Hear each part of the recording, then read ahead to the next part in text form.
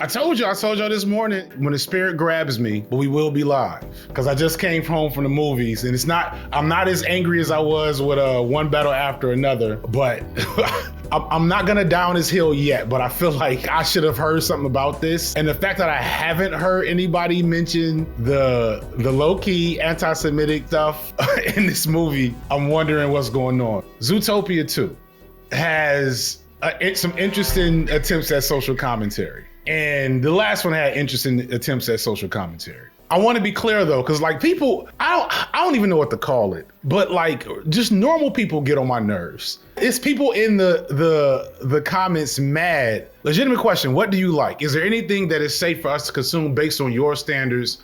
I'm about to go watch Undisputed again for the 5th time. What is Undisputed? Is the movie Undisputed? Or is he talking about Unstoppable, the Dave Chappelle joint? Oh, Undisputed, Shannon Sharp and Skip Bayless. And that's not the first person. There was a couple people. There was like somebody else that said something like that. I don't understand how people can watch things without being critical of them on some level. But I clearly gave the movie a 6 out of 10. People really hate to have things they like looked at in a meaningful way. And I don't know, it gets on my nerves. It gets on my nerves. Fire Lord Tony 13, you don't have to turn your brain off. You don't have to. I find it more fun to enjoy things with my brain turned on. That adds a layer of interest for me, but maybe I'm the weird one. Oh, I never forget. So this is why I hate this shit. I'll never forget, me and my wife, my now wife, this is like college years, we went to see V for Vendetta with her brother, my brother-in-law, and his then girlfriend. And so V for Vendetta, I haven't went back and watched it. I know it has like, reactionary elements, but at the time, 21, 22-year-old FD found V for Vendetta fascinating and had so much to talk about. And so me, my wife, and her brother are having the most rabid, foaming at the mouth, what about this, what about this, what about this, intellectual conversation we can have at this point in our lives about V for Vendetta. And his then girlfriend was in the back like, I don't know, I don't get it. It was just a movie. And I was like, oh. You gotta break up with her. She can't sit with us. She can't hang with us. You can't, listen. You can't hang with us. We not gonna come around. Yeah, I hate I don't get it ass, or it's just a movie ass person. I don't like them either. It wouldn't be so bad if they didn't get mad at you. It's not even that y'all neurotypical folks don't be seeing stuff. It's that y'all be mad that we see it. And then your thing becomes, how can I make you feel bad about your ability to analyze media? It ain't that deep head ass people get on my nerves. I can't stand y'all. All y'all are so annoying. If you don't get it, then shut up while I'm talking about it. Or don't watch me talk about it. Let me explain it to you if you are interested in it enough.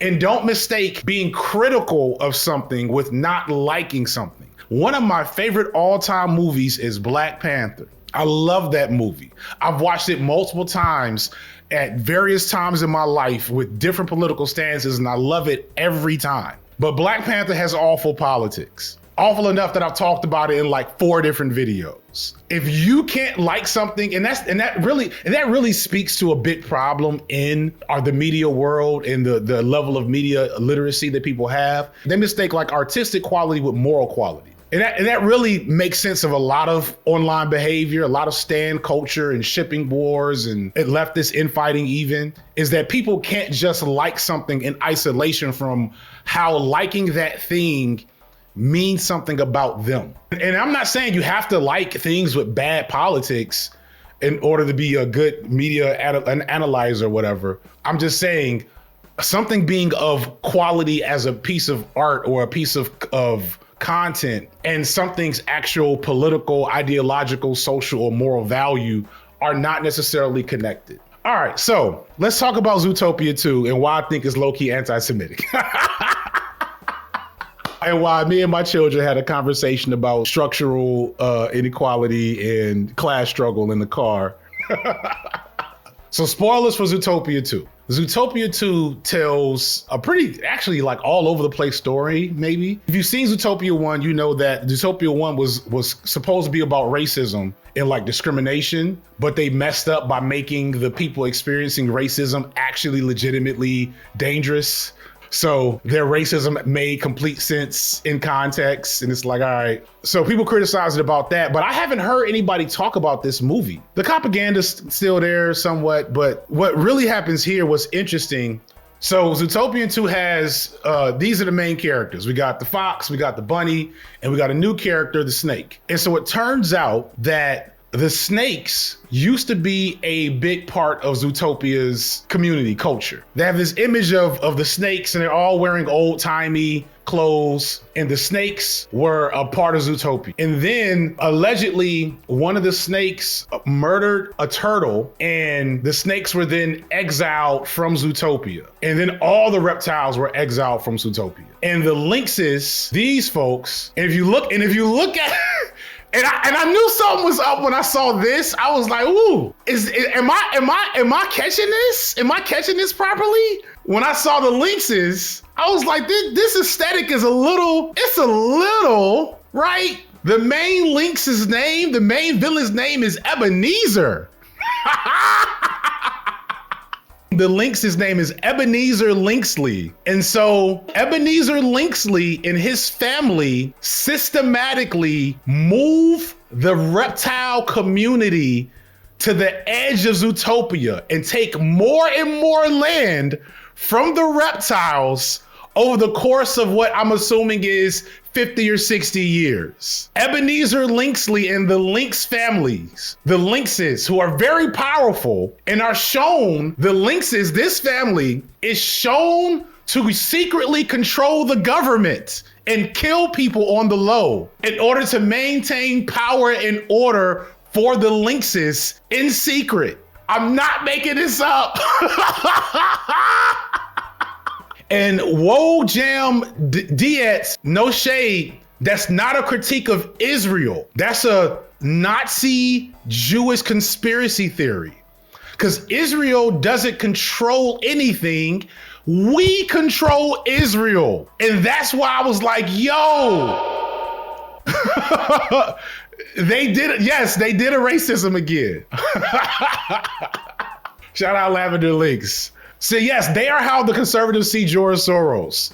Israel's a political football. And so here's the thing I need y'all to get, because this is like a really dangerous frontier of like our current political moment. I almost didn't want to talk about it because I do know there are some people, including people on the left, that legitimately are struggling with separating anti-Semitism from anti-Zionism. And that is not an accident. There's very, very purposeful misinformation, coordinated political messaging to make it difficult for you to recognize the difference between anti-Semitism and anti-Zionism. And it's both by Israel and by the American government.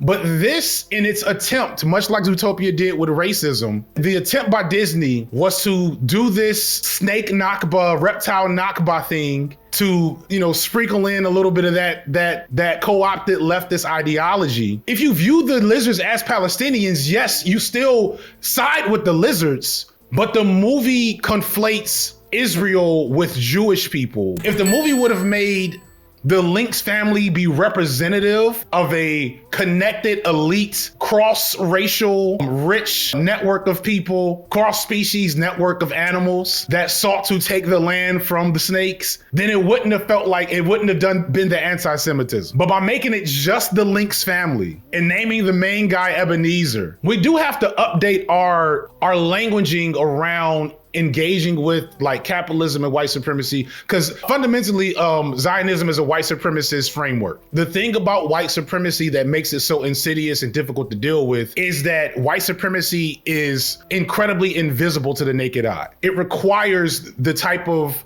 unhinged, like critical analysis I'm giving right now to expose it. In the process of doing that, the average person is going to be like the people I was talking about at the beginning of the stream, which is, I ain't that deep. Why can't you just turn your brain off and watch a movie? And in doing that, you allow these messages to kind of just percolate and inform their behavior in ways they don't even realize is happening. This is not the only interpretation. I've seen people talk about gentrification. I've seen people talk about colonialism and American exceptionalism and immigration stuff. So I'm not saying this is the only interpretation, but this is something to see. Yes, Ebenezer is a Hebrew name. What would my fursana be if I had one? So explain what a fursana is. Is it just like the animal I think is the sexiest? Or is it just furry version of you? Oh, a panda bear. I'm on the internet. I know what a furry is, but I didn't actually know what a fursana was supposed to be. Let's create some new FD lore right here, right now. You're all witness to it. Nobody clipped that.